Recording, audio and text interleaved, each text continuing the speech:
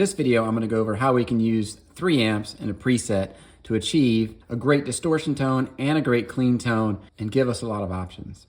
These days, almost everybody in the studio uses multiple amps whenever they're making a tone. For example, Metallica had 3 or 4 amps running at the same time for the single guitar tone for their rhythm sound. Let's go through what we have in this setup. So if we go to our snapshot view, you can see we have here rhythm 1, clean, solo, and then I have a solo 2, and I have rhythm 2 in this case. If we look at the signal view, we notice a couple details. The input for both of these guys, so over here we have the input gate on, so rather than using a block for the input gates, we've used both the input gate here for the clean channel and the input gate here is on for our distortion channel. Here I am on rhythm 1. Our gain block at the top for this path up here is set to 0 dB, and our clean channel is set to negative 120 dB. And if you don't remember how to do this type of switching, please check the previous videos. On this top path, what have we done? We've got 2 amps and cabs set up here. We have some distortion in here, a delay here. As soon as we put 2 amps and 2 cabs, we've almost used up all the DSP we have available on this upper channel. What are we going to do? Well, we need to add some effects to our rhythm and our lead tone. So what I've done here is sent both of these guys, so both paths here, down to path 2A. So the same thing is true here.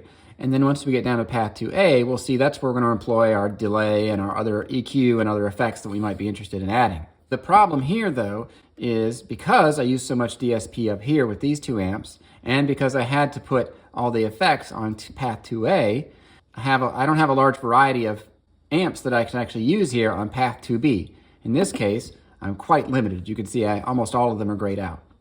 The way to change this or fix this is we could reduce the number of effects that we have on path 2A, and then we could change the amp here. So for the Helix, one of the key things for balancing the 3 amp models is balancing which amps, which cabs, what effects you need, and that really determines your choices. In this case, I'm able to achieve a nice clean tone with this particular amp. This was the compromise we've made for this particular preset.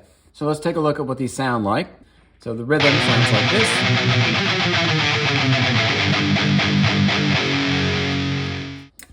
So our clean channel sounds like this. Our lead channel sounds like this.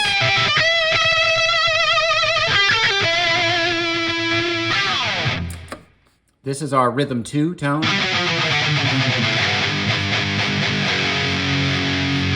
the only difference between snapshot 1 and snapshot 8 is how we've mixed these amps. Our lead 2 or solo 2 channel sounds like this.